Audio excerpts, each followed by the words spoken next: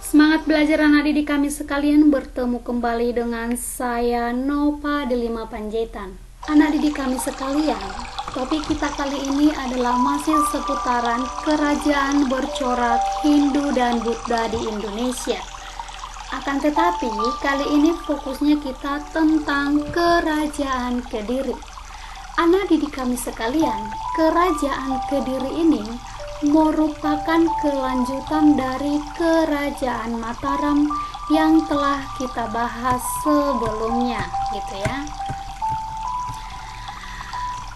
Kerajaan Kediri ini merupakan kerajaan kelanjutan dari kerajaan Mataram seperti yang saya bilang tadi, karena kalau kita mereview kerajaan Mataram itu terdiri dari dinasti Sanjaya dan Selendra, di mana kerajaan Mataram tersebut merupakan kerajaan Mataram kuno yang berpusat di Jawa Tengah. Akan tetapi pada masa kepemimpinan Empu Sindok, pusat kerajaan Mataram dipindahkan dari Jawa Tengah ke Jawa Timur dan didirikanlah yang namanya dinasti Isyana yang merupakan cikal bakal kerajaan Medan Kamulan, gitu ya. Jadi kerajaan Kediri ini merupakan kelanjutan dari kerajaan Medan Kamulan yang merupakan kepemimpinan atau masanya itu adalah dipindahkan oleh si Empu Sindok, gitu ya. Dimana kerajaan ini dibagi dua oleh si Empu Sindok, yaitu adalah kerajaan ibu kota Daha yaitu Panjalu dan Jenggala ibu kota Kahuripan, gitu ya. Kenapa kerajaan Mataram ini yang akhirnya berubah nanti menjadi kerajaan Kediri? Kenapa ini dibagi dua kerajaan ini? Karena Empu Sindok ini memiliki dua orang putra. Jadi, gimanalah caranya supaya kedua putranya tidak mengalami yang namanya perebutan kekuasaan? Dibagi dualah kerajaannya.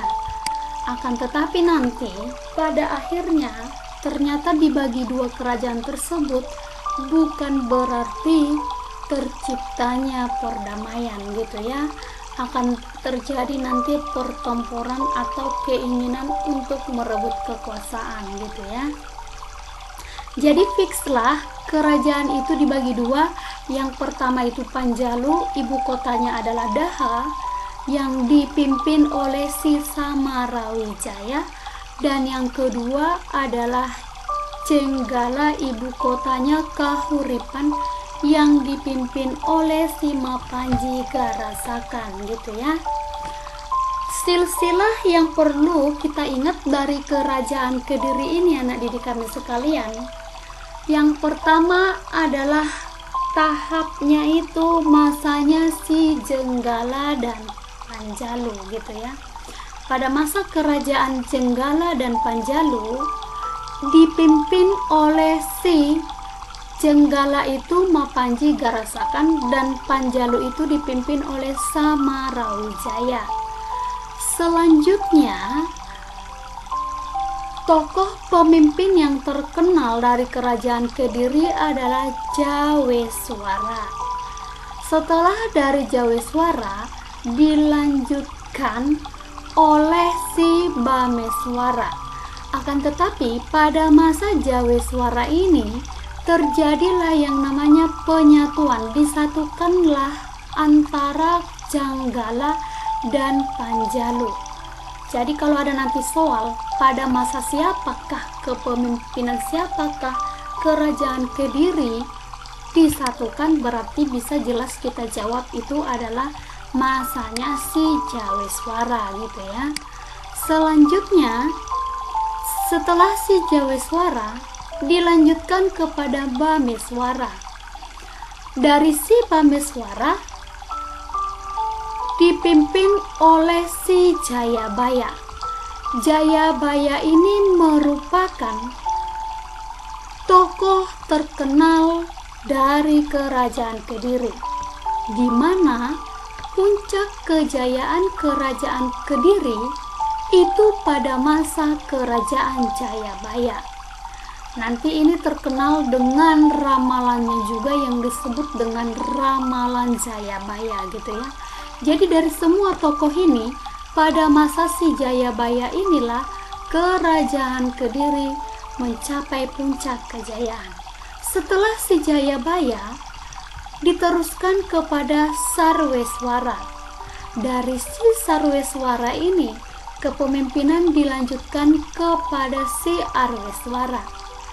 Selanjutnya dari si Arweswara kepemimpinan dilanjutkan kepada Sri Gandra, dan dari Sri Gandra inilah masuk kepada Kameswara atau Sringga.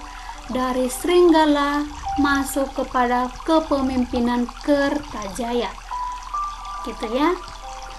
Selanjutnya anak didik kami sekalian, ada poin-poin penting yang perlu kita ingat dari pembahasan tentang kerajaan Kediri ini. Apa poin yang terpenting itu anak didik kami sekalian? Yang pertama ini, yang ke-10 kita bahas ini adalah masa kepemimpinan si Jayabaya itu merupakan puncak di mana kerajaan Kediri mencapai puncak kejayaannya. Kemudian si Jayabaya ini dikenal sebagai raja yang besar dan bijaksana. Kemudian yang terkenal produk atau hasilnya itu adalah ada kitab ramalan Jayabaya gitu ya. Jadi kerajaan Kediri kan puncak kejayaannya pada masa si Jayabaya. Gimana dengan kehancurannya? Anak didik kami sekalian, kehancuran kerajaan Kediri itu berakhir pada masa kepemimpinan si Kertajaya. Apa alasannya? Karena pada masa kepemimpinan si Kertajaya, si Ken Arok yang merupakan tokoh dari Tum Apel mengalahkan si Kertajaya, dan itu ditandai sebagai pertempuran Genter pada tahun 1222.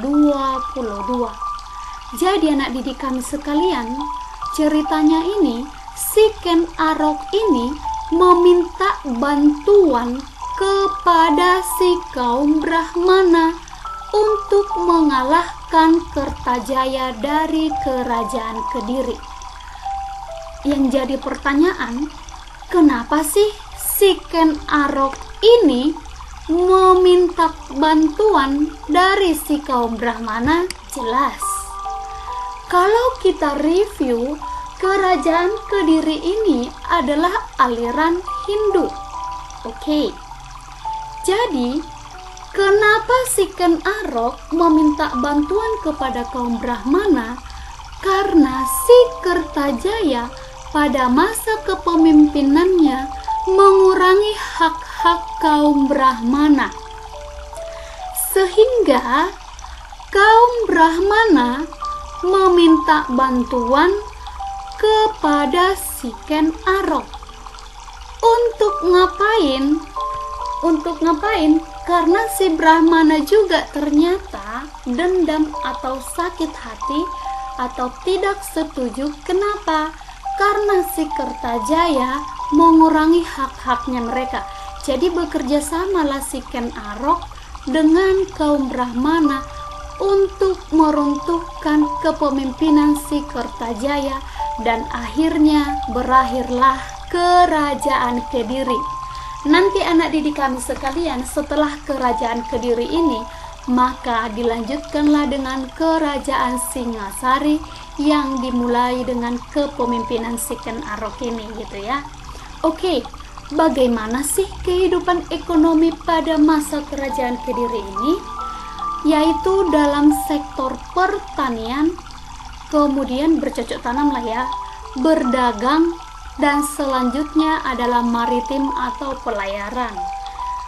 Jadi pelayaran yang dimanfaatkan itu adalah mulai dari Sungai Brantas sampai dengan ke Samudra Hindia. Peninggalan yang terkenal dari Kerajaan Kediri itu adalah Kitab Bharatayuda dan Kakawin Arjuna Wiwaha. Kemudian yang terkenal satu lagi saya tambahkan itu adalah Kitab Ramalan Jayabaya, gitu ya.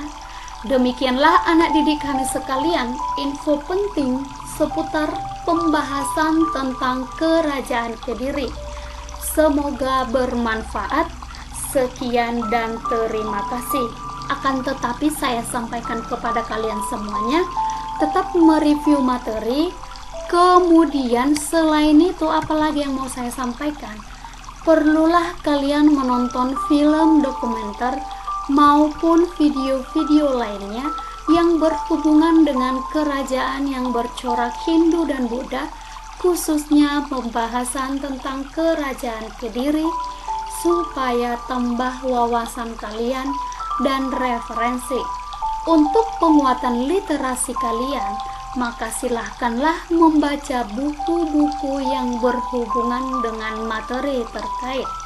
Semoga kalian dalam keadaan sehat selalu dan sampai bertemu kembali. Sekian dan terima kasih.